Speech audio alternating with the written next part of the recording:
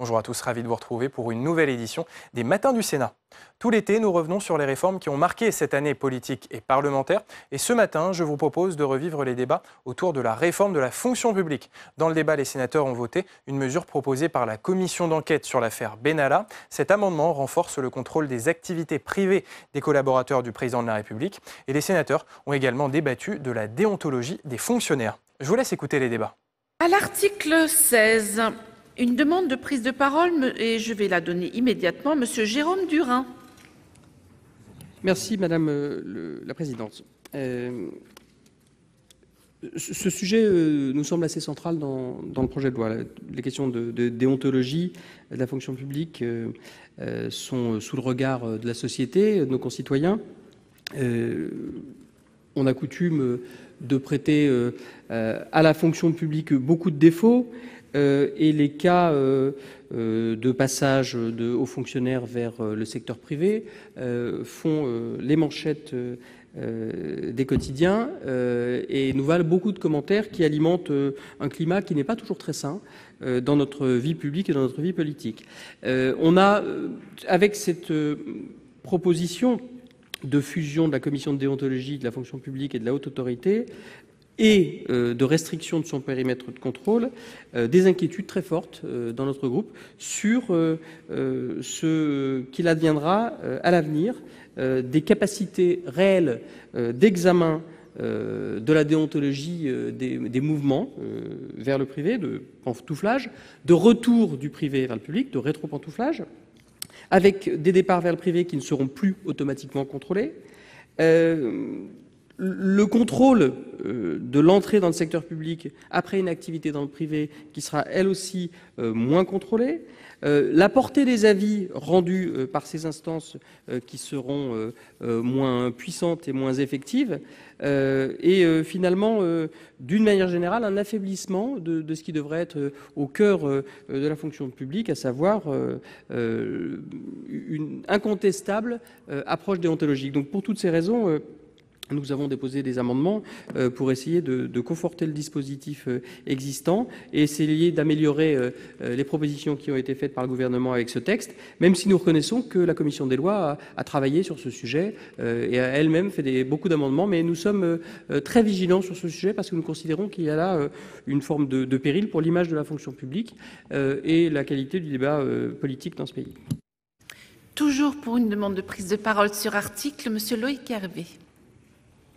Merci Madame la Présidente. Je voudrais, avant d'aborder l'article 16, évoquer et rappeler d'où nous venons et où nous allons en matière de déontologie. D'où nous venons d'abord, d'une situation peu satisfaisante. Il faut rappeler que la commission de déontologie, placée auprès du Premier ministre, n'a pas eu les résultats escomptés. Je rappelle à ce titre que 61% des avis sont rendus de manière tacite, implicite, faute d'instruction du dossier, et cela n'est évidemment pas acceptable. Le Sénat a fait de nombreuses propositions depuis 3 ans, que ce soit par l'intermédiaire de la commission des lois ou de la commission d'enquête sur les mutations de la haute fonction publique. Je vous rappelle que nous avons été les premiers à proposer en 2016 la fusion de la commission de déontologie et de la HATVP.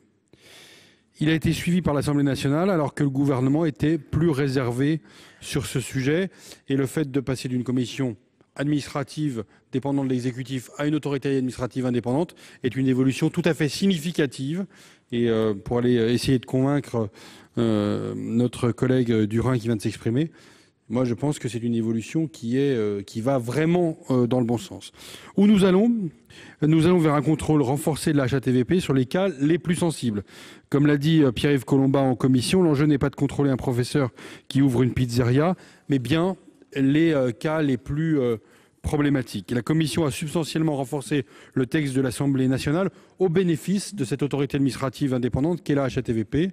Elle a notamment renforcé le contrôle du rétro-pantouflage pour les agents qui viennent du secteur privé, et ainsi la haute autorité serait compétente pour 7 615 emplois contre 228 dans le texte du gouvernement. Nous avons également amélioré le suivi des réserves de la haute autorité, en confortant ces dispositifs d'investigation et en prévoyant une sanction pénale pour les agents qui ne seraient pas coopératifs. De même, la Commission refuse que le gouvernement mette la main sur la haute autorité en tentant de reconstruire une commission de déontologie bis à l'intérieur même de la haute autorité. La HATVP est une autorité administrative indépendante, elle doit le rester.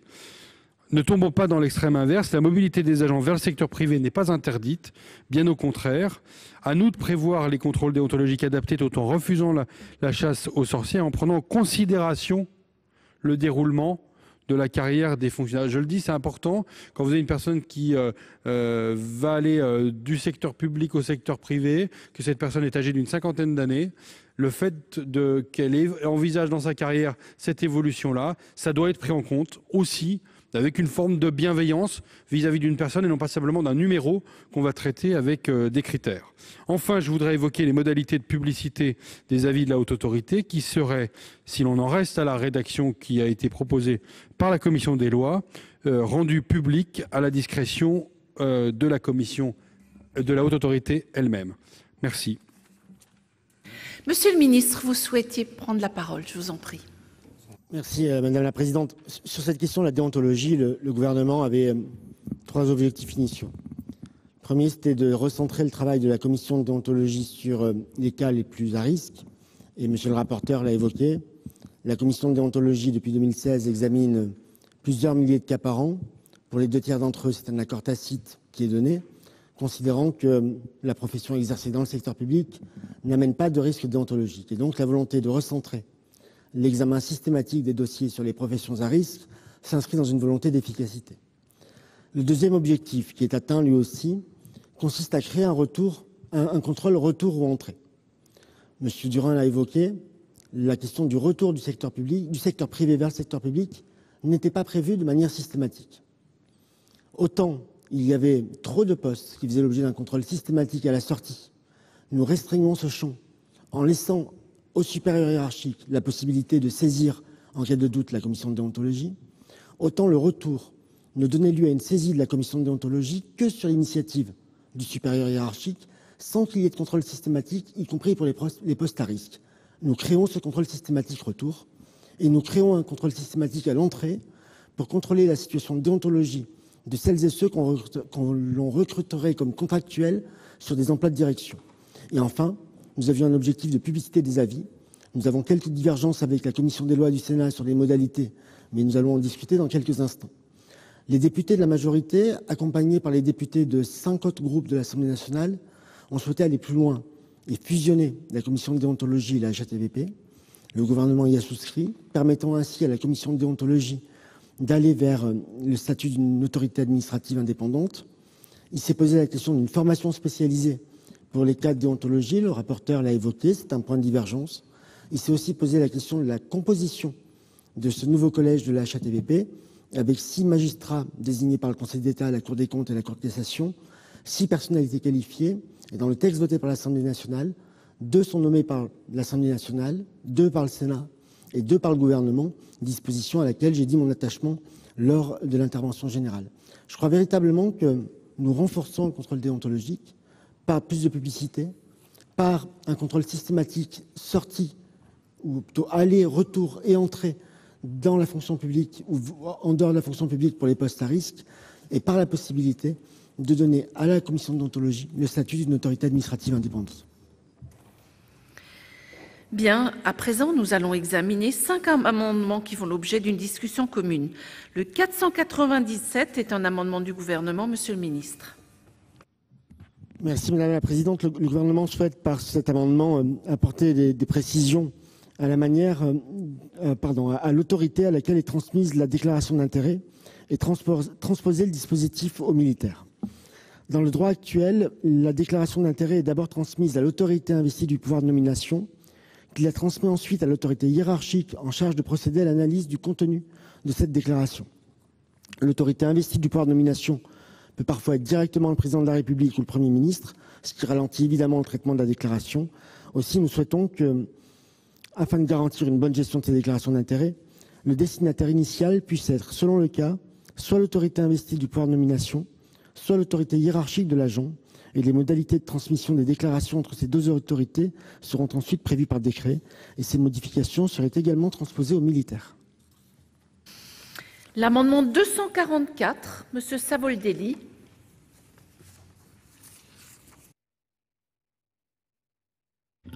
Merci Madame la Présidente. Monsieur le Ministre, c'est un amendement de mon collègue Pierre-Yves Collombat, dont je n'aurai pas le brio et pas forcément les mots les plus acérés pour le défendre, mais je vais le faire. Ce projet de loi se propose de rendre obligatoire pour les fonctionnaires occupant un emploi dont le niveau hiérarchique ou la nature des fonctions le justifie, de faire une déclaration à la Haute Autorité pour la transparence de la vie publique avant leur nomination ou avant de demander une autorisation d'accomplir un service à temps partiel pour créer ou reprendre une entreprise ou souhaitant cesser définitivement ou temporairement ses fonctions. Notre groupe soutient ce dispositif. Mais nous ne souhaitons pas laisser à un décret en Conseil d'État le soin de définir la liste de ces emplois. Notre amendement se propose donc de lister nommément les fonctions qui seront soumis à ces déclarations et contrôles de la Haute Autorité pour la transparence de la vie publique. Cette liste permettra d'éviter, excusez-moi l'expression un peu triviale, les trous dans la raquette, ou d'éviter sans doute quant à l'appréciation que fera le Conseil d'État de ces emplois. Le Conseil d'État étant lui-même le corps d'origine de beaucoup des fonctionnaires occupant ces emplois hiérarchiques qui seront contrôlés. Donc voilà le sens de l'amendement que nous défendons avec une insertion après l'alinéa 3 et de remplacer donc dont le niveau hiérarchique ou la nature des fonctions justifie par les mots définis au premier article de l'alinéa 1 de l'article 25 de la présente loi. Et donc cet amendement propose que la loi définisse précisément les emplois dont le niveau hiérarchique ou la nature des fonctions justifie une transmission préalable à la haute autorité avant toute nomination. Merci. Merci. Un amendement 142 rectifié bis, c'est Monsieur Durin qui va nous le présenter. Merci Madame la Présidente. Cet amendement supprime la disposition qui prévoit que désormais seuls les fonctionnaires occupant un emploi dont le niveau hiérarchique ou la nature des fonctions le justifie seront contrôlés par la Haute Autorité de la transparence de la vie publique en cas de création ou de reprise d'une entreprise. Cette disposition revient sur un apport important de la loi 2016-483 du 20 avril 2016 relative à la déontologie et aux droits et obligations des fonctionnaires, qui avait élargi le contrôle de la Haute Autorité à tout fonctionnaire, car l'exigence de déontologie et la lutte contre les conflits d'intérêts n'est pas l'apanage des seuls hauts fonctionnaires. Alors, je ne sais pas, pour reprendre les propos de M. Hervé, si ça concerne un fonctionnaire qui va fabriquer les pizzas ensuite. Évidemment, il faut avoir une certaine proportion, une certaine mesure, mais en tout cas, limiter, écrêter et ne s'intéresser qu'au sommet de la hiérarchie nous paraît insuffisant. Cette restriction du périmètre de contrôle à certains fonctionnaires est d'autant moins acceptable que c'est le gouvernement qui déterminera par décret en Conseil d'État la liste des emplois assujettis à ce contrôle. Par ailleurs, à quoi cela sert-il de créer une superstructure fusion de la HATVP et de la Commission de déontologie de la fonction publique si plutôt que de lui conférer les moyens nécessaires à ses missions, on profite de cette occasion pour réduire son champ d'action? On se souviendra quand même qu'une partie de l'année dernière a été consacrée à des débats publics qui concernaient de la déontologie. On a vu qu'il valait mieux éviter de se fier aux seules cartes de visite et au profil de poste. Donc il me semble que l'actualité impose qu'on soit extrêmement vigilant sur ces sujets. L'amendement 492 est un amendement du gouvernement, Monsieur le Ministre. Oui, Madame la Présidente, le gouvernement est favorable à l'ajout par la Commission des lois de la possibilité pour un agent de saisir directement la Haute Autorité en cas de défaillance de l'administration. Cependant, une telle saisine directe nous semble opportune uniquement dans les cas où la saisine de la Haute Autorité est obligatoire. Dans les autres cas, la saisine de la Haute Autorité doit demeurer une faculté relevant de l'appréciation de l'autorité hiérarchique, et cela d'autant plus qu'elle ne peut intervenir que si l'avis du référent déontologue n'a pas permis de lever le doute sur la situation de l'agent. La saisine directe de l'agent n'apparaît pas non plus adaptée dans l'hypothèse du contrôle préalable à la nomination sur un emploi sensible, l'administration devant pouvoir maîtriser seule son processus de recrutement. L'amendement 470 rectifié, c'est Monsieur Labbé qui va nous le présenter. Oui, Madame la Présidente, Monsieur le Ministre, mes chers collègues, un amendement proposé par ma collègue Josiane Costes. En premier lieu, nous nous félicitons que l'Assemblée nationale se soit inspirée de notre proposition de loi de renforcement de la prévention des conflits d'intérêts liés à la mobilité des hauts fonctionnaires adoptée le 14 février 2018. Ainsi, l'article 16 reprend la plupart des dispositions ayant fait consensus dans notre Haute Assemblée, et notamment l'absorption de la commission de déontologie par la HATPV et l'institution d'un contrôle de rétro-pantouflage. Afin de ne pas engorger la HATVP, Toutefois, l'article 16 prévoit une différenciation de la procédure de contrôle déontologique. La saisine de la HATVP sera en effet réservée aux cas les plus sensibles pour une liste d'emplois déterminée par décret en Conseil d'État. Dans les autres cas, le contrôle sera effectué par l'autorité hiérarchique avec possibilité de saisine du référent déontologue. Faute de centralisation des décisions prises par les autorités hiérarchiques, ce dispositif ne répond pas aux critiques de décisions disparates et imprévisibles exprimées contre l'ancien système par les personnes auditionnées par notre collègue Josiane Costes. C'est pourquoi nous proposons de le compléter par un système d'information de la HATVP de l'ensemble des décisions de mobilité prises sans que son avis soit requis, et de doter la HATVP d'un pouvoir d'autosaisine afin d'intervenir sur les cas problématiques. Tel est l'objet de cet amendement. Merci. Monsieur le rapporteur, quel est l'avis de la commission sur ces amendements? Oui, Madame la Présidente, le droit en vigueur est très clair. La déclaration d'intérêt d'un fonctionnaire est transmise à l'autorité de nomination, puis après la nomination, l'autorité hiérarchique. Ces deux transmissions répondent à des logiques différentes. L'une permet d'apprécier le dossier du fonctionnaire au moment de sa nomination, l'autre permet de prévenir les conflits d'intérêts pendant l'exercice des fonctions. Le gouvernement souhaite dans certains cas supprimer la transmission à l'autorité de nomination, ce qui constituerait un recul, puisque l'autorité de nomination doit être suffisamment éclairée lorsqu'elle nomme un fonctionnaire sur un poste sensible. En outre, le renvoi au décret semble inopérant. La liste des destinataires des déclarations d'intérêt constitue une garantie fondamentale pour les agents et doit donc, de notre point de vue, être défini au niveau législatif. L'avis sera défavorable à l'amendement l'avis est défavorable sur l'amendement 497 du gouvernement.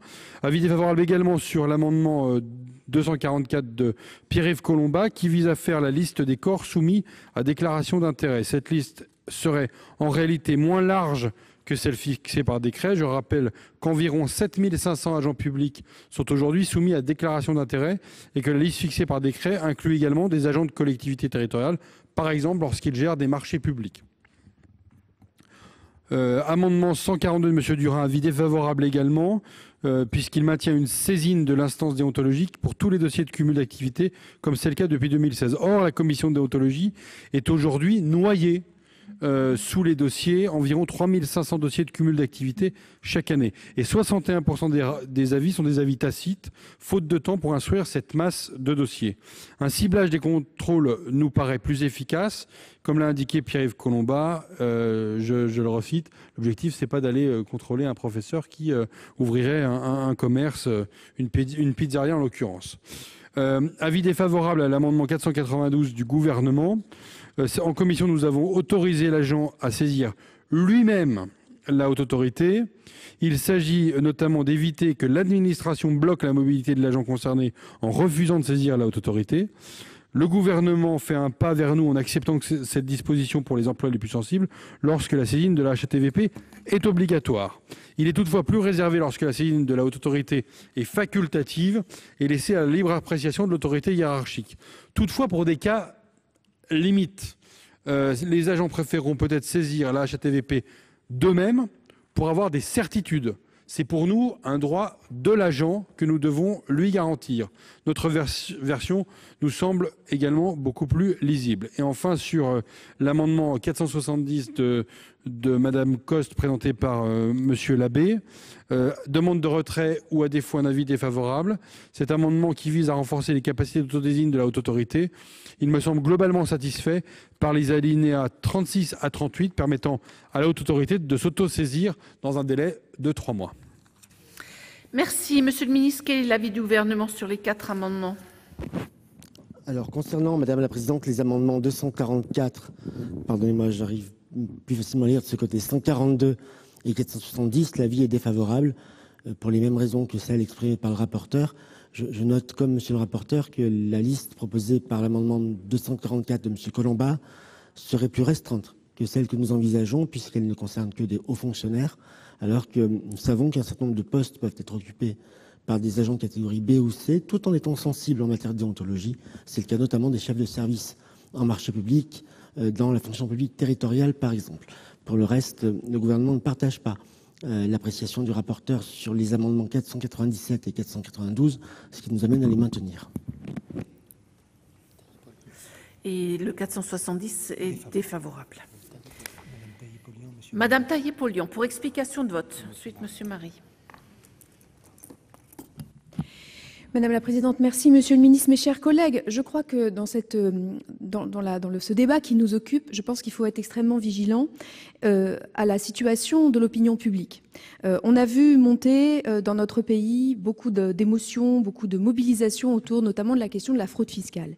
Mais on a vu monter aussi énormément, et pas à tort, beaucoup d'interrogations sur les questions de conflits d'intérêts, de déontologie entre des fonctionnaires, leurs missions, leurs allers-retours entre les missions de service public et le privé. C'est la raison pour laquelle nous sommes évidemment très favorables à la proposition qui avait été émise dans le cadre de la mission d'enquête du Sénat, notamment par Madame Coste dans sa proposition de loi, de la fusion de la HATVP et de la commission de déontologie. Mais nous ne devons pas, je dirais, en rester là sur une simple fusion administrative.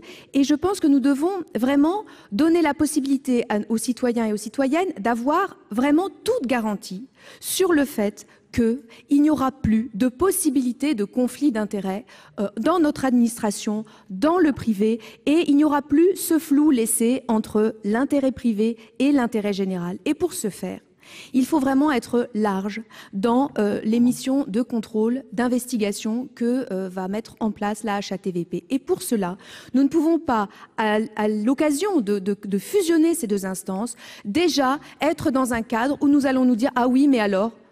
On n'aura pas les moyens de regarder ces 3000 dossiers. Si déjà nous nous mettons dans ce cadre, de dire on n'aura pas les moyens, on va donner des pouvoirs à la HATVP, lui conférer les missions de la commission de déontologie, mais d'ores et déjà, on acte entre nous que nous n'aurons pas les moyens sur 3000 dossiers, et bien, enfin sur un certain nombre de dossiers. Et bien là, je crois que nous faisons fausse route, nous n'allons pas suffisamment loin.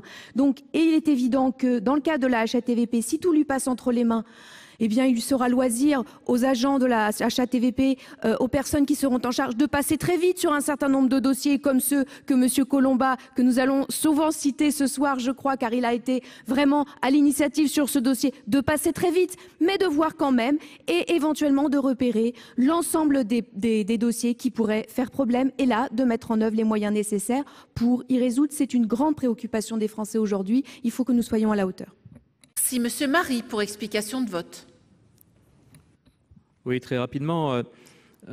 Comme ça vient d'être dit par ma collègue, nous ne sommes pas défavorables à la fusion du comité de déontologie et de la haute autorité pour la transparence de la vie publique.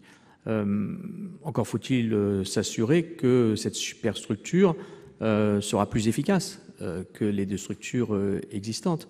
Et pour cela, encore faut-il qu'elle ait les moyens de son action.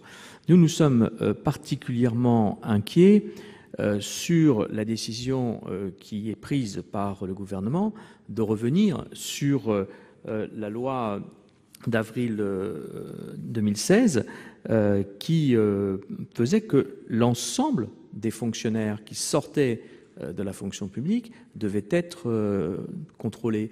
Le décret peut être large. Vous nous indiquez, je crois, près de 7000 cas qui pourraient être contrôlés. Mais il n'y a pas que les hauts fonctionnaires qui peuvent être soumis à des conflits d'intérêts. Il y en a d'autres à tout niveau. Et si la nouvelle autorité indépendante est dotée des moyens conséquents et nécessaires, eh bien, elle aura toute la faculté d'examiner l'ensemble des cas. Et pour revenir sur ce que disait ma collègue, il y a aujourd'hui une exigence de transparence et de contrôle dans l'opinion publique qu'il faut prendre en considération. Et nous craignons que les dispositions que le gouvernement nous propose ne soient pas suffisantes et satisfaisantes pour l'opinion publique. Monsieur Labbé, pour explication de vote. Oui, pour insister sur 2 points de l'amendement proposé par notre collègue Josiane Costes. L'institution d'un contrôle du rétro-pantouflage, parce que c'est un vrai sujet et qu'il y a lieu d'une réelle transparence par rapport à cela. et également la possibilité, à sa discrétion, pour la HATVP, d'un pouvoir d'autosaisine sur les cas estimés les plus problématiques.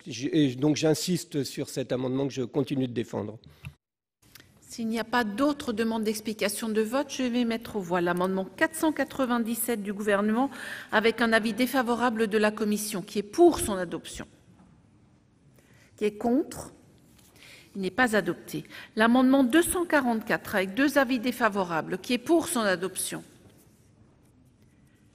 Qui est contre? Il n'est pas adopté. Le 142 rectifié bis avec 2 avis défavorables. Qui est pour son adoption? Qui est contre? Il n'est pas adopté. Le 492 du Gouvernement avec un avis défavorable de la Commission. Qui est pour son adoption? Qui est contre? Il n'est pas adopté. Et enfin, le 470 rectifié avec 2 avis défavorables. Qui est pour son adoption? Qui est contre? Il n'est pas adopté. Nous examinons à présent 2 amendements identiques. Le 452 rectifié, c'est Monsieur Labbé qui va nous le présenter. Je vous en prie. Oui, merci Madame la Présidente, Monsieur le Ministre, chers collègues. Un amendement proposé par notre collègue Nathalie Delattre. Le présent amendement vise, dans la continuité de l'initiative de notre collègue Arnaud de Belenet en commission, à étendre la durée autorisée du temps partiel en vue de la création ou de la reprise d'une entreprise en modifiant l'article 25 septies de la loi Le Pors. Il est question de faire passer cette durée actuellement de 2 ans plus 1 an renouvelable à 4 ans plus 1 an renouvelable.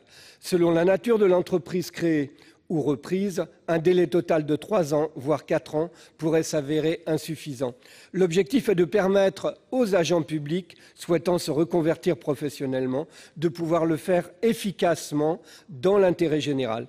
Il n'est en effet pas satisfaisant ni pour les agents, ni pour les services où ils sont affectés, ni pour les administrés, que des personnes effectuent leur mission de service à contre-cœur, faute de passerelles satisfaisantes. Merci. Le 552 rectifié n'est pas défendu. Aussi, je consulte la Commission sur son avis concernant l'amendement 452. Oui, Madame la Présidente, sur l'amendement de Madame Delattre, un fonctionnaire peut bénéficier d'un temps partiel pour créer son entreprise.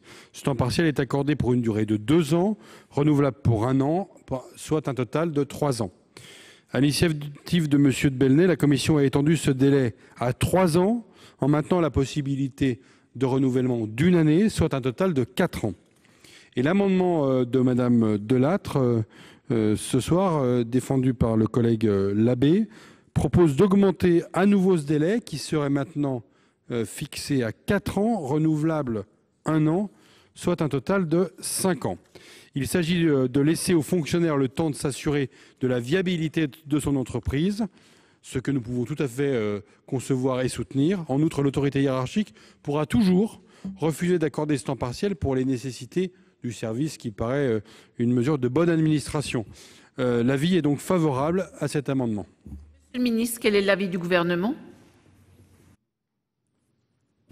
Merci Madame la Présidente. Il nous semble que cet amendement est satisfait dans la mesure où le Gouvernement a déjà accepté l'allongement de la durée d'autorisation du cumul d'activité de 3 ans à 4 ans proposé par la Commission, et que nous ne souhaitons pas augmenter de nouveau cette durée afin de s'assurer de l'investissement nécessaire du fonctionnaire dans sa participation à l'exécution du service public.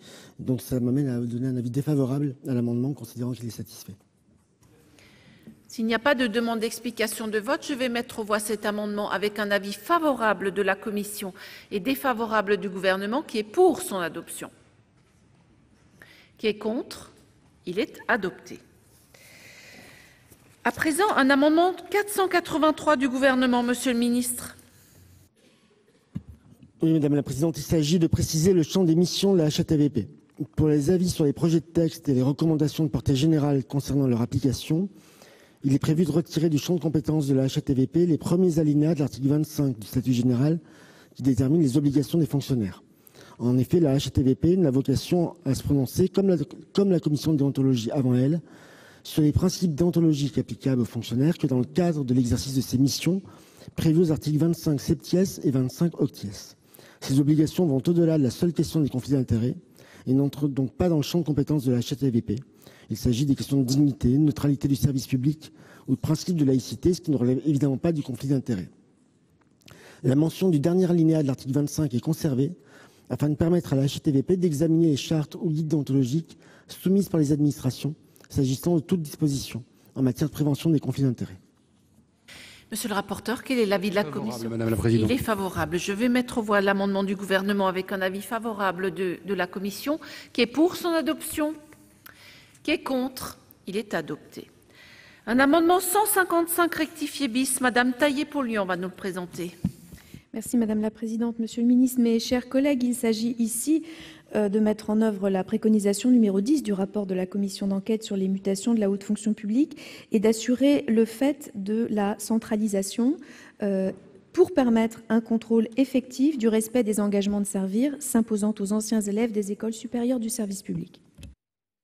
Quel est l'avis de la commission, monsieur le rapporteur?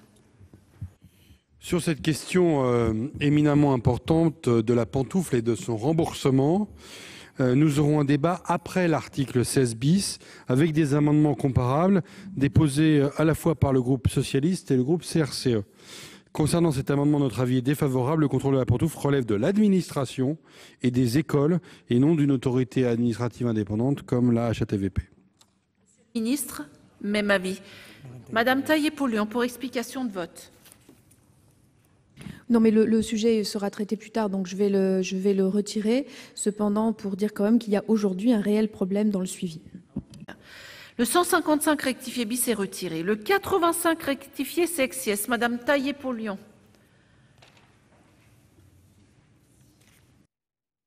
Merci Madame la Présidente. Oui, il s'agit ici d'inscrire véritablement dans ce texte le fait que la haute autorité aura un véritable pouvoir d'investigation des déclarations pour s'assurer dans le temps du respect des réserves qu'elle émet et évidemment pour lui permettre de fonder ses réserves. Il nous semble effectivement important de préciser qu'il y a là un pouvoir d'investigation qui va au-delà de la simple, je dirais, observation des documents qui pourraient lui être transmis. Quel est l'avis de la commission ? Alors cet objectif évoqué dans l'amendement de Mme Taillé-Polian nous semble déjà satisfait par le texte. La Commission a prévu aux alinéas 67 à 71 un dispositif d'investigation pour la haute autorité qui pourra mettre en demeure les intéressés, publier les résultats de ces contrôles et, le cas échéant, saisir le juge pénal. Ainsi, nous vous demandons, Madame, le retrait de votre amendement et à défaut, nous rendons un avis défavorable. Monsieur le ministre. Madame Taillé-Polian, souhaitez-vous retirer cet amendement? Vous le retirez. Donc le 85 rectifié sexies est retiré. Trois amendements qui font l'objet d'une discussion commune. Le 143 rectifié bis, et c'est Monsieur Marie qui va nous le présenter. Oui, merci. Il s'agit de la déclinaison de ce que j'ai évoqué en intervention sur article, à savoir la nécessité de donner les moyens nécessaires à la haute autorité et à supprimer la disposition qui prévoit que désormais seuls les fonctionnaires occupant un emploi dans le niveau hiérarchique où la nature des fonctions le justifie seraient contrôlés par celle-ci à l'occasion d'un départ dans le privé. Nous considérons que cette disposition revient sur un apport important de la loi du 20 avril 2016 relative à la déontologie et aux droits et obligations des fonctionnaires. Et comme je le disais tout à l'heure, il ne nous semble pas pertinent aujourd'hui de faire marche arrière sur ce sujet. Merci. Un amendement 72, c'est Monsieur Labbé qui va nous le présenter. Monsieur le ministre, mes chers collègues, un amendement déposé par notre collègue Nathalie Delattre. Comme cela a été plusieurs fois souligné dans notre hémicycle, l'absence de catégorisation des postes à haut niveau hiérarchique, communément appelé A+, constitue une difficulté pour l'établissement d'un système de contrôle déontologique satisfaisant au moment du pantouflage. Comme l'avait noté notre collègue Josiane Costes, ces agents de catégorie A+, sont pourtant les agents publics les plus mobiles vers le secteur privé. Pour contourner cette difficulté, l'article 16 du projet de loi prévoit donc de renvoyer à un décret en Conseil d'État la charge de l'établissement d'une liste d'emplois sensibles justifiant une saisine de la Haute Autorité pour la transparence de la vie publique. Cette solution ne nous apparaît pas satisfaisante dès lors que les membres du Conseil d'État figurent justement parmi les plus mobiles des catégories A+, et que le système de liste est rarement satisfaisant. Leur exhaustivité est toujours contestée. Un système alternatif pourrait être envisagé et c'est précisément l'objet de cet amendement. Il s'agirait de responsabiliser davantage l'autorité hiérarchique en lui confiant l'appréciation de la nécessité de transmission à la haute autorité, tout en prévoyant des sanctions dissuasives pour prévenir toute sous-transmission. Cette solution aurait pour avantage de permettre de soumettre la question de la transmission à la haute autorité, à l'autorité la plus à même de connaître le degré de sensibilité des informations dont l'agent concerné aura eu connaissance du fait des natures de sa fonction ou de sa place dans la hiérarchie. Tel est l'esprit de cet amendement. Et enfin, l'amendement 489, un amendement du gouvernement, Monsieur le ministre. Merci Madame la Présidente. La Commission des lois a introduit de nouvelles sanctions pénales en Commission des lois, prévoyant la condamnation notamment d'un agent public avec des condamnations pouvant aller jusqu'à 1 an de prison et 15 000 € d'amende si cet agent ne communique pas des informations à la HATVP ou ne défère pas à ses injonctions. C'est un débat qui a été tenu aussi à l'Assemblée nationale et nous souhaitons rétablir les dispositions de l'Assemblée telles qu'issues du débat. En effet, nous considérons que de tels faits peuvent déjà faire l'objet de sanctions sévères en cas d'absence de saisine préalable de la haute autorité, des sanctions disciplinaires pour les agents en fonction, des retenues sur pension à hauteur de 20% lorsque le fonctionnaire est retraité, la fin du contrat de travail conclu avec un employeur privé s'il est contraire aux dispositions qu'on vient d'évoquer, et enfin l'impossibilité de recruter pendant 3 ans un agent contractuel. Donc nous estimons que ces sanctions disciplinaires renforcées, avec la création d'une sanction nouvelle qui est la fin du contrat de travail si celui-ci n'est pas conforme aux préconisations de la haute autorité, sont suffisantes sans devoir aller jusqu'à un niveau pénal. C'est la raison pour laquelle nous souhaitons la suppression de ces dispositions intégrées en commission des lois. Merci. Monsieur le rapporteur, quel est l'avis de la commission sur ces 3 amendements ? Alors, comme je l'ai évoqué précédemment, l'avis, Madame la Présidente, sera défavorable sur l'amendement de M. Durain, qui prévoit de saisir la haute autorité pour tous les cas de pantouflage. Nous privilégions un contrôle ciblé, décentralisé, sur les cas les plus problématiques afin de ne pas noyer d'emblée la haute autorité. L'avis sera défavorable également sur l'amendement de Madame Delattre visant à aller encore plus loin dans la décentralisation des contrôles, à l'inverse des propositions qui ont été émises par le groupe socialiste et républicain. Pour plus d'efficacité, certains dossiers doivent remonter directement à la haute autorité pour éviter tout risque de collusion entre l'agent et son responsable hiérarchique. C'est notamment le cas pour les directeurs d'administration centrale comme pour les DGS des grandes collectivités. Concernant l'amendement gouvernemental, la Commission a prévu une sanction pénale d'1 an d'emprisonnement et 15 000 € d'amende lorsqu'un agent public ne défère pas aux demandes de la HATVP. Il s'agit d'une sanction dissuasive pour assurer l'efficacité des contrôles de la HATVP dans le suivi de ses réserves. Une peine similaire existe d'ailleurs pour les élus locaux. Dans l'affaire dite Benalla, la commission d'enquête avait regretté que la commission de déontologie ne dispose pas d'outils de droit pénal pour renforcer ces contrôles. C'est pourquoi nous rendons un avis défavorable sur l'amendement du gouvernement. Monsieur le ministre, quel est l'avis du gouvernement sur les 2 premiers amendements? S'il n'y a pas de demande d'explication, Madame Taillé-Polian, je vous en prie. Sur le premier, le 143 ? Oui, sur la discussion d'une manière globale, parce que même si nous n'avons pas la même vision de la solution à apporter, quand même, il y a un certain nombre d'éléments de diagnostic qui sont communs à l'amendement porté par M. Durain et défendu par M. Labbé. C'est le fait de se dire qu'il ne faut pas restreindre d'emblée et immédiatement le champ des investigations. Pourquoi ? Parce qu'il y a aujourd'hui, dans notre époque malheureusement, mais c'est aussi parce qu'il y a eu des abus et des dérapages, le soupçon.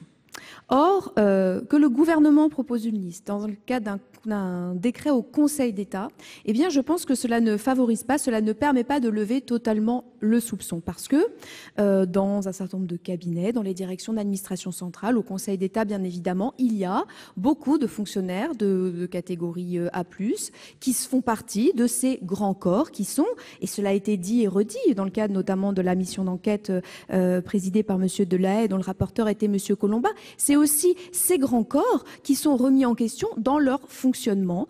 Et donc, je pense qu'il serait tout à fait négatif en termes de la façon dont nous adressons à nos concitoyens, de leur dire, eh bien oui, nous prenons ce projet, nous prenons ce problème, à bras le corps, et donc nous ne privons pas la haute autorité d'investiguer sur les dossiers dans leur complétude et nous ne faisons pas une liste qui serait déterminée par tel ou tel et donc par là même soumise à un certain reste de soupçons qui pourrait subsister. C'est la raison pour laquelle nous sommes pour quelque chose de très très large, même si évidemment la HATVP n'aurait pas, selon nous, à traiter par le menu chacun des dossiers, mais lui laisser la capacité de regarder dans l'ensemble les différents dossiers.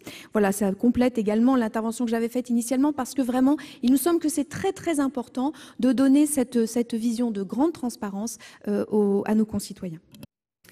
Y a-t-il d'autres demandes d'explication de vote? Je n'en vois pas. Je vais mettre aux voix l'amendement 143 rectifié bis avec 2 avis défavorables. Qui est pour son adoption? Qui est contre? Il n'est pas adopté. Le 72 rectifié avec 2 avis défavorables. Qui est pour son adoption? Qui est contre? Il n'est pas adopté. Le 489 du gouvernement avec un avis défavorable de la commission qui est pour son adoption, qui est contre, il n'est pas adopté. Un amendement 584, c'est Madame Di Folco qui va nous le présenter ou c'est Monsieur Hervé? De coordination, Madame la Présidente. Monsieur le ministre, quel est l'avis du gouvernement? Merci Madame la Présidente. Pardonnez-moi une lecture peut-être un peu technique à cette heure tardive, mais vos rapporteurs, proposent au titre de la coordination légistique, la suppression de l'alinéa 24 qui abroge les grands 7 et grands 8 de l'article 25 octies. Or, il est nécessaire, d'une part, d'abroger les dispositions actuelles des 7 et 8 du 25 octies qui prévoient respectivement la composition de la commission de déontologie ainsi que l'élaboration d'un décret en Conseil d'État qui fixe les règles d'organisation et de fonctionnement de la commission. Ces dispositions ne sont en effet plus nécessaires car la composition et les règles d'organisation de la HATVP relèvent de dispositions spécifiques. D'autre part, la réécriture de nouvelles dispositions à l'article 25 octies conduit à renuméroter l'article et à rétablir le 7 qui prévoit la possibilité d'autosaisine du président de la HATVP. C'est ce qui nous amène, même si c'est de la coordination, à avoir un avis défavorable à ce stade. Je vais mettre aux voix l'amendement de la commission avec un avis défavorable du gouvernement qui est pour son adoption. C'est l'amendement de la commission. Qui est contre? Il est adopté. Un amendement du gouvernement, le 485, Monsieur le ministre. Le gouvernement est favorable à l'élargissement du périmètre des emplois, notamment dans les versants territorial et hospitalier, pour lesquels les nominations sont soumises à un contrôle systématique de la HATVP lors du retour ou de l'arrivée dans la fonction publique après une expérience dans le privé. Cependant, nous considérons que le champ adopté en commission conduit à ce que tous les emplois supérieurs soient soumis au contrôle systématique de la HATVP, y compris certains emplois qui ne sont pas soumis à l'obligation de transmission d'une déclaration d'intérêt. C'est un champ très large qui risque, selon nous, d'entraîner une dispersion du contrôle et d'empêcher que celui-ci soit suffisamment approfondi sur les cas les plus sensibles. Or, concentrer l'action de l'autorité indépendante sur les dossiers les plus sensibles constitue un des axes essentiels de la réforme proposée et adoptée à la quasi-unanimité de l'Assemblée nationale. C'est pourquoi nous proposons une restriction du champ dans le présent amendement. Pour les autres emplois de direction de la fonction publique qui seraient exclus du contrôle systématique, il appartiendra et il sera toujours possible à l'employeur d'apprécier le risque en lien avec le référent déontologue et en cas de doute de saisir la haute autorité. Merci. Monsieur le rapporteur, quel est l'avis de la commission sur l'amendement du gouvernement? Madame la Présidente, la Commission a salué le nouveau contrôle du rétropantouflage lorsqu'un fonctionnaire revient du secteur privé ou qu'un contractuel vient du monde de l'entreprise. Le texte de l'Assemblée nationale était toutefois très timide. Il concernait uniquement 228 emplois de la fonction publique de l'État. La Commission a substantiellement élargi ce périmètre. Elle a adopté un principe simple, prévoir un contrôle du pantouflage pour tous les postes de direction que l'article 7 a ouvert aux agents contractuels. Avec son amendement 485, le gouvernement propose un compromis et nous l'en remercions. Notre rédaction nous semble plus efficace car elle intègre par exemple les sous-directeurs d'administration centrale, les directeurs de services déconcentrés, et même les DGS des collectivités des communes de plus de 40 000 habitants. Potentiellement, cela peut paraître large, toutefois l'ensemble de ces postes ne seront pas occupés par des contractuels et l'efficacité des contrôles de la HATVP n'en sera pas affectée. Par contre, je suis ouvert sur le grand 1 de l'amendement permettant au gouvernement de fixer par décret en Conseil d'État le délai pour examiner les cas de rétropantouflage. Le délai de 2 mois est peut-être trop long. Dans cette hypothèse, il ne faut pas bloquer trop longtemps ces nominations. Alors, je demande un vote par division, un avis favorable au grand 1, un avis défavorable au grand 2. Très bien. Mes chers collègues, je vais donc procéder conformément à la demande de la commission, à vote par division. Je vais mettre aux voix le grand 1 avec un avis favorable de la commission qui est pour son adoption. Et à présent, donc il est adopté, et à présent je vais mettre aux voix le grand 2 avec un avis défavorable de la commission qui est pour son adoption, qui est contre. Il n'est pas adopté. Par conséquent, je mets aux voix l'amendement 485 ainsi modifié, qui est pour son adoption, qui est contre. Il est adopté. Le 354 rectifié, c'est Madame Billon qui va nous le présenter. Merci Madame la Présidente. Donc cet amendement est déposé par la présidente Catherine Morin-Desailly, très investie forcément sur ces sujets et qui avait interpellé le gouvernement récemment lors d'une question d'actualité au gouvernement. Cet amendement vise à lutter contre le pantouflage et le rétropantouflage des hauts fonctionnaires en conditionnant leur recrutement à la protection de la souveraineté nationale, notamment vis-à-vis des GAFAM. Depuis l'éclatement du scandale Cambridge Analytica en 2016, très peu a été fait pour endiguer l'influence des acteurs du numérique sur nos secteurs stratégiques et notre modèle démocratique. Pire encore, il semble régner au sein des hautes sphères de l'État une sorte de connivence vis-à-vis des géants de l'Internet. Les exemples ne manquent pas. En 2017, le directeur général de l'ARCEP, le régulateur des télécommunications, a été recruté comme directeur des affaires publiques de Google avant de remettre 2 ans plus tard un rapport au président de la République sur la régulation des plateformes dans le cadre d'une mission effectuée auprès de Facebook. En avril 2018, c'était le directeur du numérique pour l'éducation au sein de l'éducation nationale qui s'apprêtait à rejoindre Amazon. Les géants du numérique ne se contentent pas d'aspirer les fonctionnaires des grands corps de l'État, ils s'infiltrent dès les études supérieures pour attirer les étudiants des grandes écoles. Ainsi, en mars 2018, Google et l'école polytechnique ont lancé une chaire en intelligence artificielle. Le directeur général de Palantir France, le géant du Big Data et client historique des services de renseignement, dont la DGSI, intervient dans le cadre d'un enseignement dédié au Big Data et Government à Sciences Po. Il y a urgence à établir un cordon sanitaire entre les grands corps de l'État et les entreprises privées. Il en va de notre souveraineté et de la protection de nos intérêts. Cet impératif passe par la formation et la sensibilisation des hauts fonctionnaires aux enjeux liés au numérique et le renforcement du pouvoir et des compétences de la Haute Autorité pour la transparence de la vie publique, HATVP. Je vous remercie. Merci. Monsieur le rapporteur, quel est l'avis de la commission ? Madame la Présidente, l'avis de la Commission sera un avis favorable, car la Haute Autorité devra, de notre point de vue, devrait vérifier que le départ dans le secteur privé d'un fonctionnaire ne porte pas atteinte à la souveraineté nationale. Et l'amendement de Catherine Morin-Desailly par la voix d'Annick Billon ce soir et les exemples qui ont été cités démontrent qu'il y a un sujet, comme d'ailleurs l'actualité très contemporaine. Notre séance de questions au gouvernement tout à l'heure le démontre également. Ce sont des exemples qui sont éloquents et qui doivent nous faire réfléchir, et même plus que réfléchir.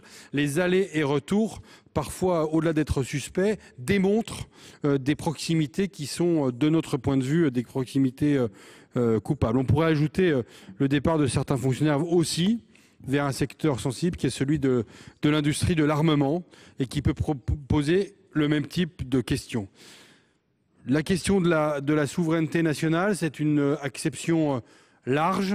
On en a absolument conscience. Reste à savoir si et comment la Haute Autorité sera en mesure d'apprécier ce nouveau critère que nous proposons de lui attribuer. Monsieur le ministre, quel est l'avis du gouvernement ?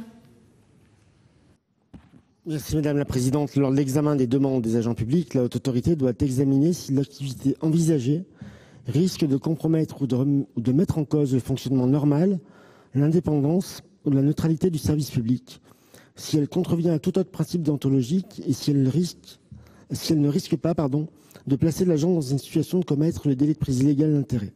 Il nous semble que sur les premiers items, la compromission ou la mise en cause du fonctionnement normal, de l'indépendance ou de la neutralité du service public, nous couvrons les risques que la présidente Morin-Desailly souhaite couvrir avec son amendement. C'est la raison pour laquelle nous étions sur une demande de retrait ou à défaut un avis défavorable. Je vais mettre aux voix cet amendement avec un avis favorable de la commission et des... Monsieur Durin, pour explication de vote.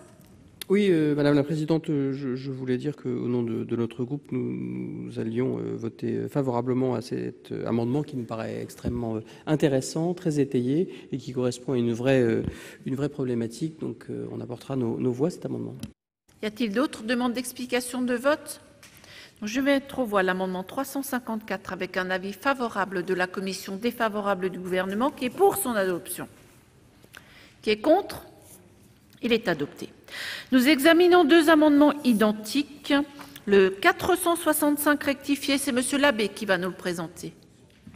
Oui, Madame la Présidente, Monsieur le Ministre, chers collègues, un amendement encore proposé par notre collègue Nathalie Delattre. Une étude publiée en 2016 par l'ENA, intitulée poétiquement « Que sont les énarques devenus ?», soulignait la mobilité externe supérieure des anciens élèves de la prestigieuse école sortie classée dans les grands corps. Selon les chiffres disponibles, 85% des anciens élèves auraient durablement quitté l'État, et pas définitivement, il faut le souligner, mais selon leur corps d'origine, une part significative effectue des passages en entreprise, 75% pour les membres de l'IGF, 45% pour ceux de la Cour des comptes, 37,7% pour ceux du Conseil d'État.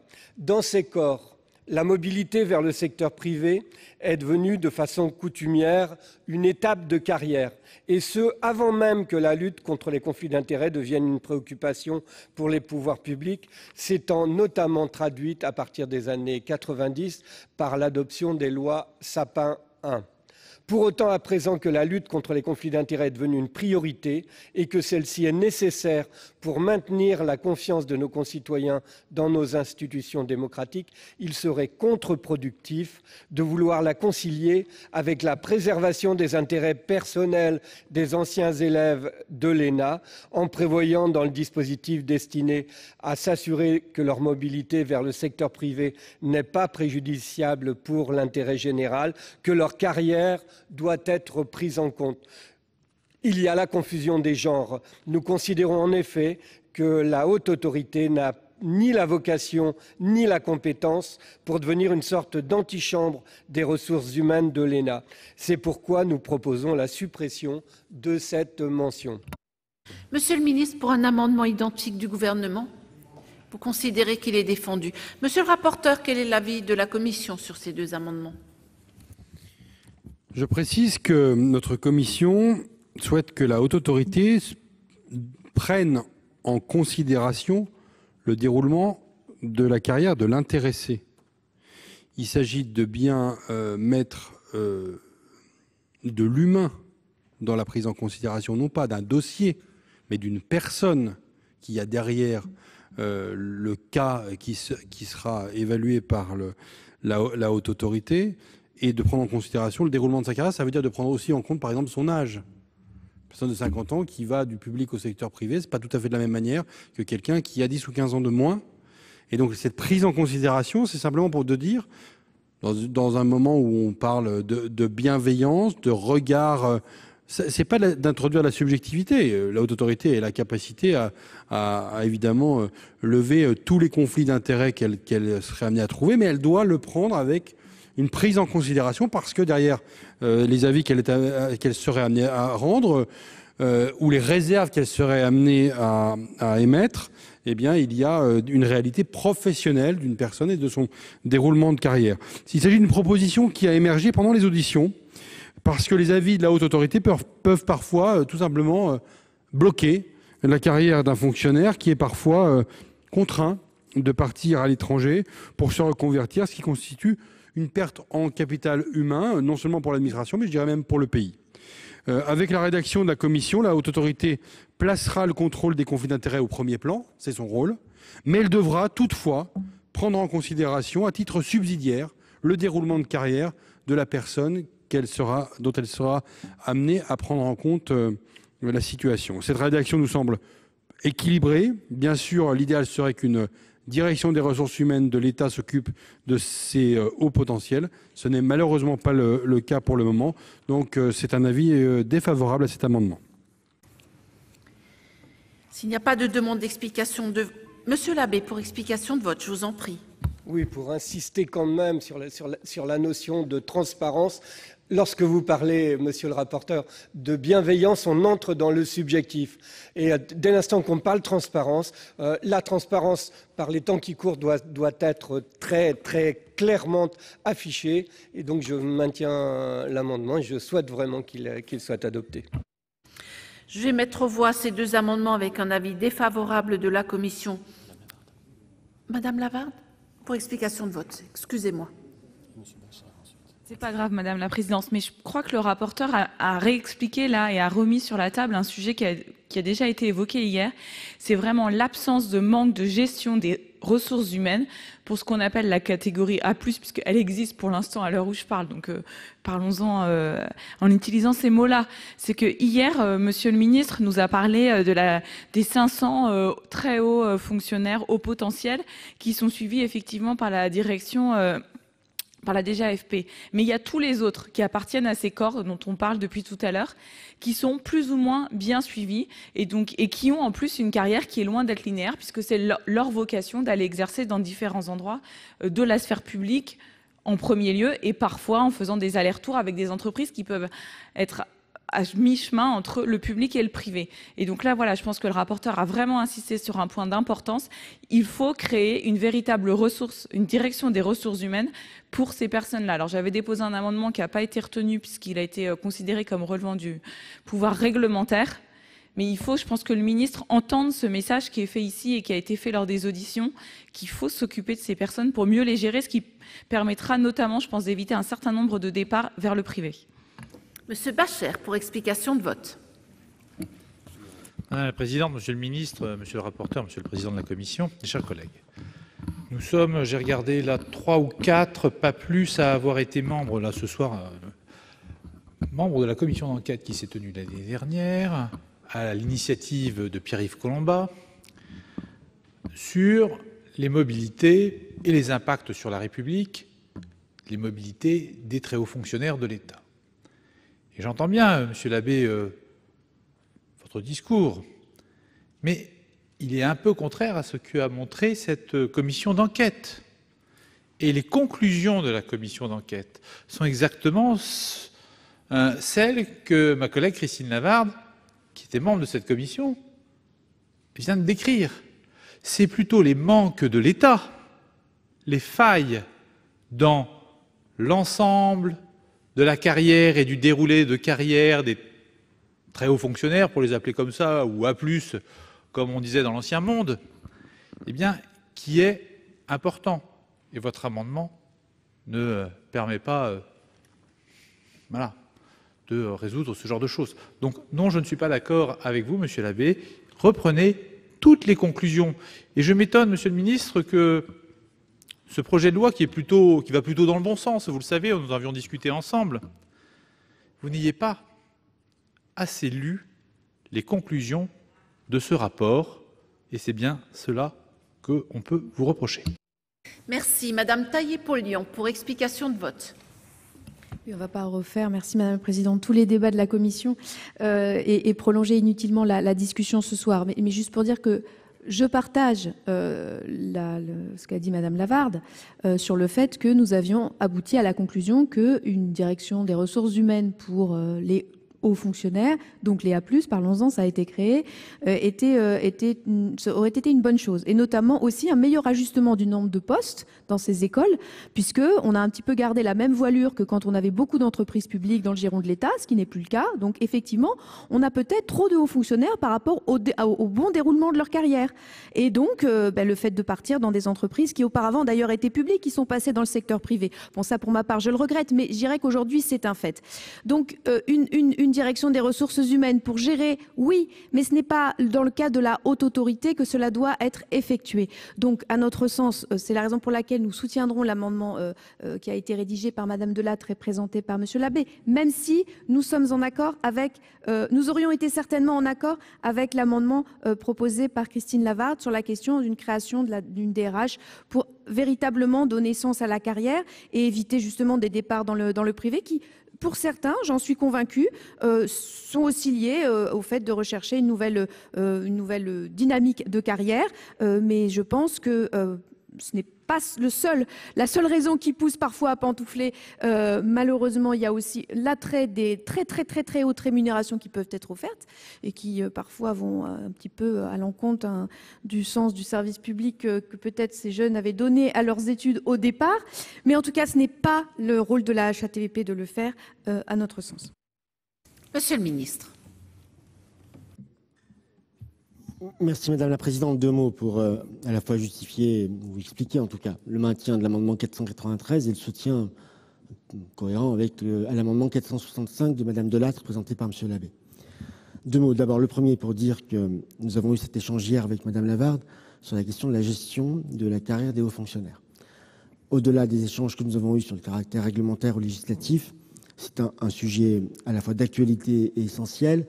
Je forme le vœu que la mission menée par M. Thiriez et l'ensemble des contributions, rapports parlementaires, rapports d'organisations spécialisées ou d'organisations professionnelles et syndicales, nous permettront d'avancer sur ce sujet-là dans les mois qui viennent. Mais tout à fait sincèrement, je ne vois pas véritablement le lien avec le débat qui nous occupe sur cet amendement et sur les dispositions adoptées par la commission des lois. La Haute Autorité, lorsqu'elle sera amenée dans le cadre de ces nouvelles compétences en matière de déontologie telles que prévues par le texte, à se prononcer sur le risque de conflit d'intérêts pour un agent public qui gagnerait le secteur privé. Elle va se prononcer de différentes manières. Soit elle considère que l'avis est favorable parce qu'il n'y a pas de risque déontologique.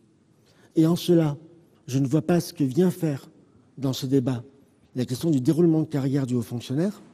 Que le haut fonctionnaire ait 30 ans ou qu'il en ait 50, c'est lui qui choisit d'aller vers le secteur privé ou pas, et c'est lui qui choisit s'il en reviendra ou pas. Et si le haut fonctionnaire en question, par les choix qu'il présente, par la proposition qu'il fait à la haute autorité, reçoit un avis défavorable, nous avons dit explicitement que l'avis favorable ne serait pas public. Et s'il respecte l'avis défavorable, il reste dans son administration et il n'y a pas d'impact sur le déroulement de sa carrière, et la non-publicité des avis défavorables respectés fait qu'il n'y a pas d'impact sur la carrière. Si un haut fonctionnaire ou un fonctionnaire soumis au contrôle de la haute autorité dans le cadre de ses compétences nouvelles de déontologie prend le risque d'outrepasser un avis défavorable et donc d'aller vers un risque de conflit d'intérêts, et que cela a des conséquences sur le déroulement de sa carrière, c'est sa responsabilité aussi.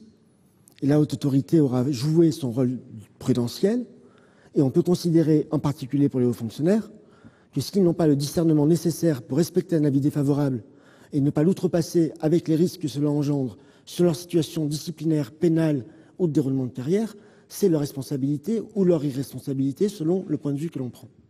Et par conséquent, je suis assez surpris de la décision de votre commission des lois d'avoir intégré cette disposition, parce que sur un grand nombre d'aspects, le fait d'ajouter des sanctions pénales aux sanctions disciplinaires, le fait d'élargir le champ des contrôles systématiques par rapport à ce que le gouvernement avait prévu ou envisagé avec l'Assemblée nationale, vous êtes dans une position, en tout cas votre commission, est dans une position qui tente à être peut-être plus sévère ou plus rigoureuse que la position initiale du gouvernement. Et pour un avis concernant des hauts fonctionnaires, votre commission devient soucieuse de l'impact sur le déroulement de carrière du fait que ce haut fonctionnaire respecte ou non l'avis qui lui est donné, ainsi que les réserves qui peuvent être assorties. J'entends M. le rapporteur faire une remarque sur la science de l'équilibre. Je ne pense pas que ce soit un équilibre. Et je pense au contraire que si on est haut fonctionnaire, je le répète, on a le discernement nécessaire pour respecter les avis de la commission de déontologie. Et si on ne les respecte pas, on s'expose aux compétences. Et si l'avis est favorable, c'est un choix en responsabilité que d'aller vers un secteur privé, en l'occurrence, avec la possibilité ou non d'en revenir, ou de ne pas aller vers le secteur privé pour préférer ou privilégier une carrière linéaire. Et ce sont les raisons pour lesquelles je soutiens évidemment, d'autant plus qu'il est identique, l'amendement de Mme Delattre présenté par M. Labbé, et pour lesquels je ne partage pas la position exprimée par le rapporteur il y a un instant. Si il n'y a plus de demande d'explication de vote, je vais mettre aux voix ces deux amendements identiques avec un avis défavorable de la commission et favorable du gouvernement, puisqu'il y en a un du gouvernement, qui est pour leur adoption.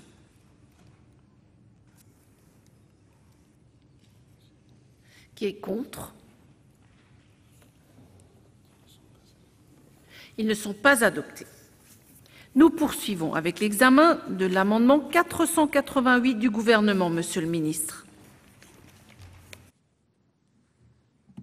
Merci Madame la Présidente. Cet amendement vise à se préciser que le délai de 2 mois dont la Haute Autorité dispose pour rendre ses avis ne s'applique qu'aux demandes de création en reprise d'entreprise et de départ vers le secteur privé, comme le prévoient les dispositions régissant le délai dans lequel la commission de déontologie rend ses avis dans ces 2 cas. Le délai applicable au nouveau contrôle préalable à la nomination, dit contrôle retour, sera en revanche déterminé par décret, comme prévu au 5 du 25 octobre dans sa nouvelle rédaction. Il sera inférieur à 2 mois pour ne pas freiner le processus de recrutement des agents publics. Quel est l'avis de la commission, monsieur le rapporteur? Favorable, Madame la Présidente. Je vais mettre aux voix l'amendement du gouvernement avec un avis favorable de la commission qui est pour son adoption. Qui est contre? Il est adopté. L'amendement 86 rectifié sexies, Madame Taillé pour Lyon. Merci Madame la Présidente. C'est un amendement qui vise à faire en sorte qu'il y ait un suivi annuel des réserves qui seraient émises par la HATVP sur les cas de déontologie. Merci. Quel est l'avis de la commission, monsieur le rapporteur? Cet amendement rejoint le texte voté par l'Assemblée nationale prévoyant que l'agent transmette une attestation annuelle à la haute autorité. Cette attestation semble toutefois particulièrement bureaucratique et aucune sanction n'est prévue lorsque l'agent transmet une attestation erronée. C'est pourquoi la Commission a préféré un autre système de contrôle qui lui a semblé plus efficace. Elle a ainsi renforcé les pouvoirs d'investigation de la haute autorité qui organisera d'elle-même ces contrôles. Elle pourra ainsi hiérarchiser les cas les plus problématiques, disposera d'un pouvoir d'injonction et pourra, le cas échéant, saisir le juge pénal. La haute autorité devra rendre compte de ces contrôles dans son rapport annuel. Elle pourra également en publier directement les résultats. Donc je confirme un avis défavorable. Quel est l'avis du gouvernement, monsieur le ministre? Merci Madame la Présidente. J'avais émis des réserves sur l'adoption au sujet de l'adoption de ces dispositions par l'Assemblée. Et c'est la raison pour laquelle le gouvernement se rallie aux propositions de la Commission des lois du Sénat. Je vais mettre aux voix cet amendement avec 2 avis défavorables. Qui est pour son adoption? Qui est contre? Il n'est pas adopté. Le 486, monsieur le ministre, c'est un amendement du gouvernement.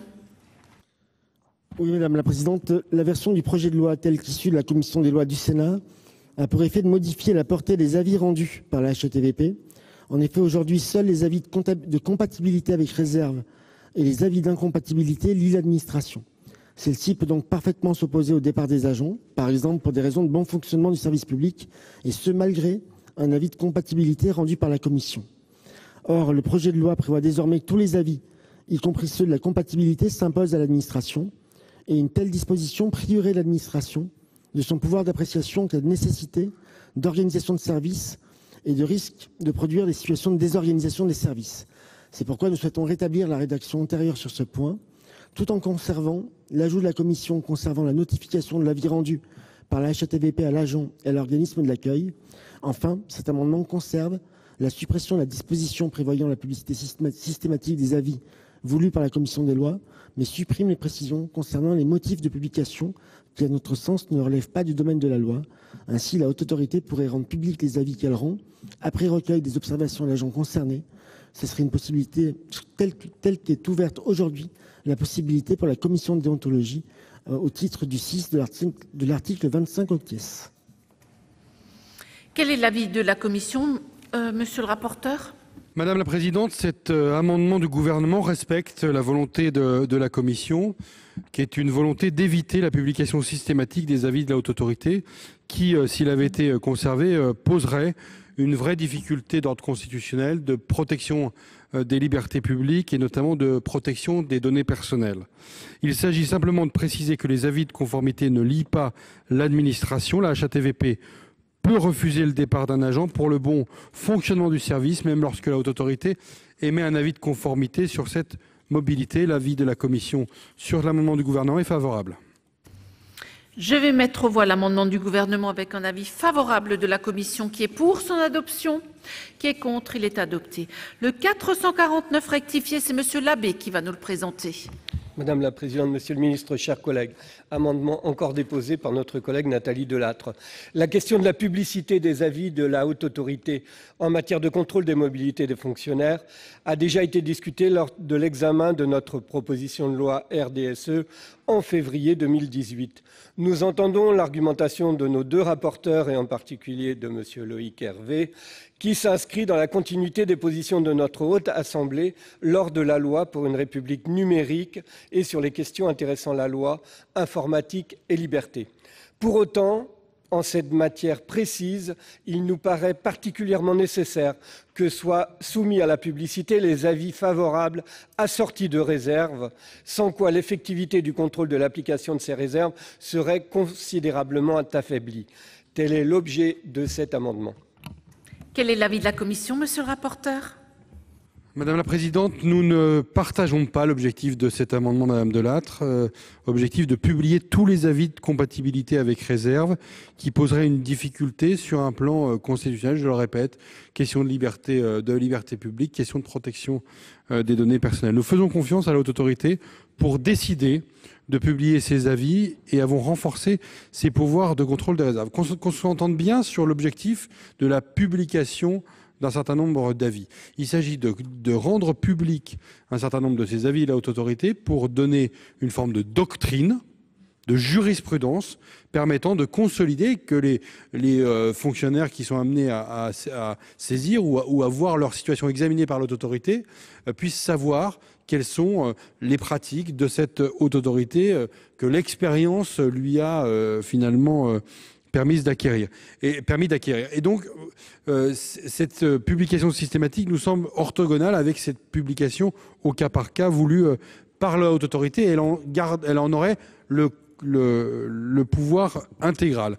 En outre, cet amendement priverait les intéressés de garanties fondamentales du Code des relations entre le public et l'administration, notamment ce qui concerne le respect de leur vie privée. Et ça me paraît un élément suffisamment important en plus des autres pour rendre un avis défavorable sur cet amendement. Quel est l'avis du Gouvernement, Monsieur le Ministre? Je vais mettre aux voix Monsieur Labbé, non. Je vais mettre aux voix l'amendement 449 rectifié avec deux avis défavorables. Qui est pour son adoption? Qui est contre? Il n'est pas adopté. Le 447 rectifié, Monsieur Labbé.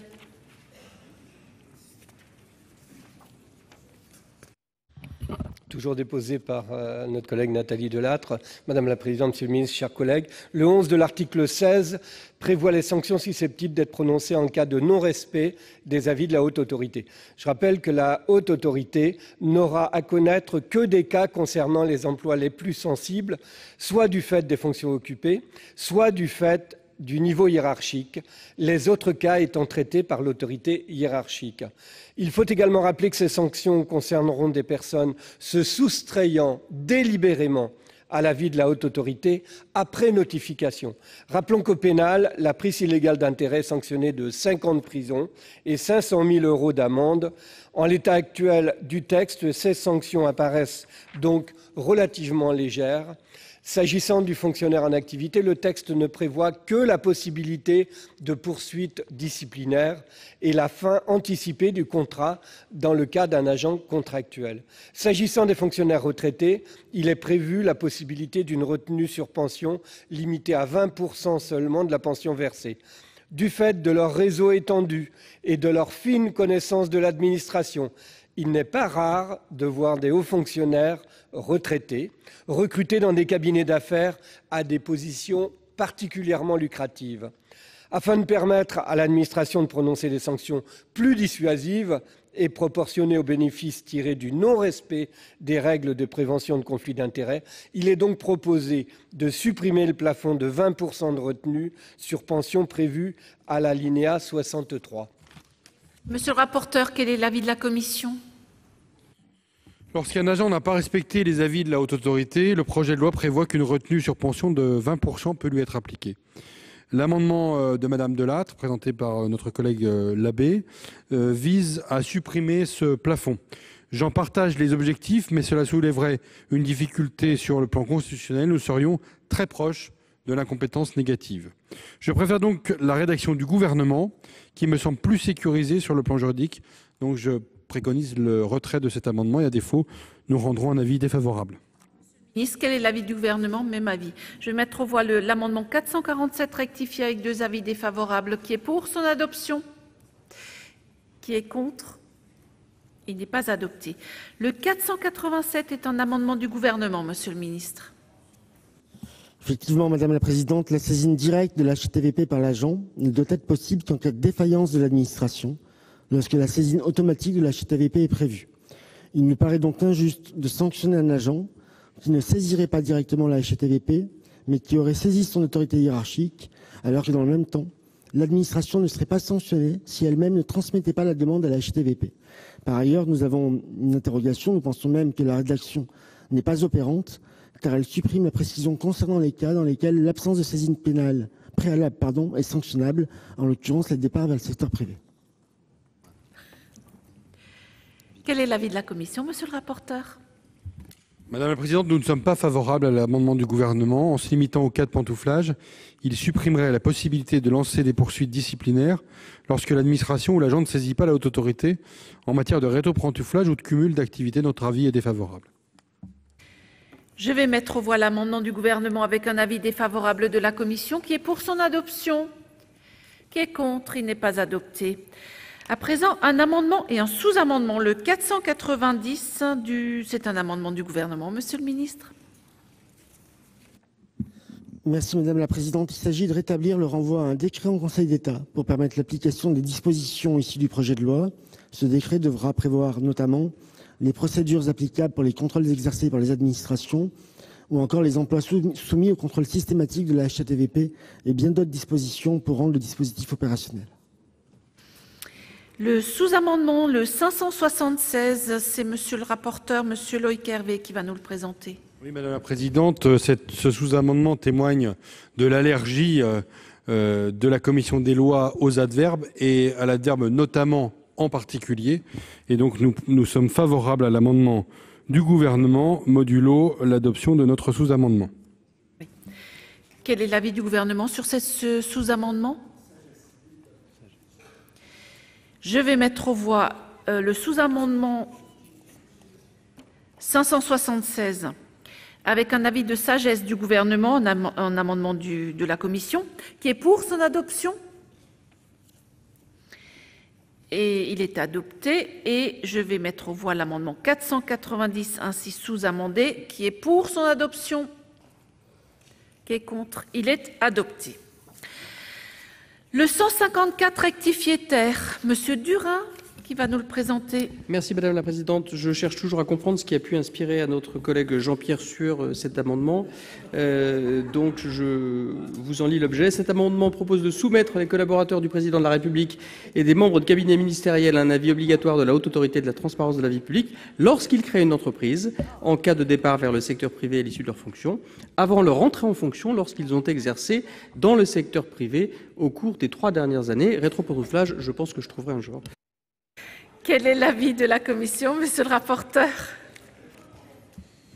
Alors pour vous aider, mon cher collègue, nous allons vous dire que cet amendement de Jean-Pierre Sueur est à nos yeux très important. Il précise que la Haute Autorité pour la transparence de la vie publique est directement saisie lorsque les membres des cabinets ministériels et les collaborateurs du Président de la République créent une entreprise, partent vers le secteur privé ou en reviennent. Il s'agit d'une clarification nécessaire. C'est pour ces postes très sensibles, la saisine de la Haute Autorité doit être directe, sans marge d'appréciation de l'autorité hiérarchique. Et donc cet amendement s'inscrit dans les conclusions d'une commission d'enquête sénatoriale désormais célèbre sur les conditions dans lesquelles des personnes n'appartenant pas aux forces de sécurité intérieure ont pu ou peuvent être associées à l'exercice de leur mission de maintien de l'ordre et de protection des hautes personnalités et le régime des sanctions applicables en cas de manquement. C'était l'affaire dite Benalla. L'avis est favorable. Monsieur le ministre, quel est l'avis du Gouvernement? Merci, Madame la Présidente. Tout à l'heure, nous avons accepté, vous avez voté, après un avis de sagesse, le sous-amendement des rapporteurs pour supprimer la mention, notamment les emplois. Cela signifie que dans le décret d'application de cet article, pour rendre opérationnel le dispositif, nous mettrons les emplois concernés, mais vous avez expliqué, monsieur le rapporteur, que c'était l'adverbe notamment qui déclenchait une forme d'allergie de la commission des lois. Il y aura donc un décret au terme de ce texte qui prévoira la liste des emplois concernés par la saisie automatique. Dans la mesure où un décret va prévoir cette liste, il nous paraît inutile à ce stade, mais je vais prendre un engagement suivant, de préciser que telle ou telle catégorie d'emploi, et en l'occurrence les collaborateurs du président de la République, seraient automatiquement concernés. Engagement est pris au banc, donc c'est un avis défavorable, vous l'avez compris, mais engagement est pris au banc que dans le décret d'application de cet article 16, les emplois de collaborateurs de cabinets ministériels et de collaborateurs du cabinet du président de la République seront soumis au contrôle systématique. Ça sera dans le décret d'application et c'est le gouvernement qui prend cet engagement devant vous. Je vais mettre aux voix cet amendement avec un avis favorable de la commission et un avis défavorable du gouvernement qui est pour son adoption.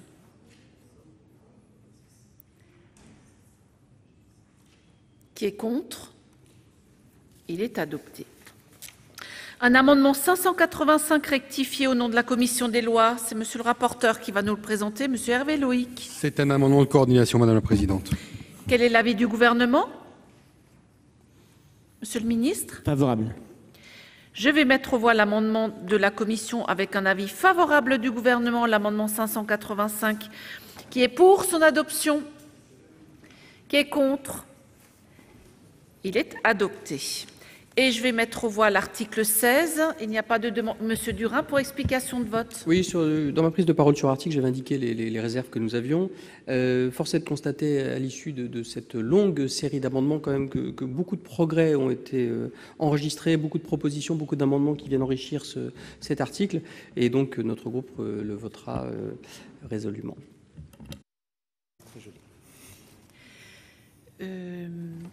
Je mets aux voix l'article 16 qui est pour son adoption, qui est contre. Il est adopté. Le Sénat a donc inséré un amendement Benalla à cette réforme de la fonction publique. Cette mesure renforce le contrôle et la transparence sur les activités privées des collaborateurs du président de la République. Le ministre Olivier Dussopt a assuré que le gouvernement allait mettre en place ces contrôles, mais sans viser précisément les collaborateurs de l'Élysée, mais bien tous les membres des cabinets ministériels. C'est la fin de cette émission. Merci de l'avoir suivi. Vous pouvez revoir tous nos programmes sur notre site internet publicsénat.fr. Très bonne journée sur Public Sénat.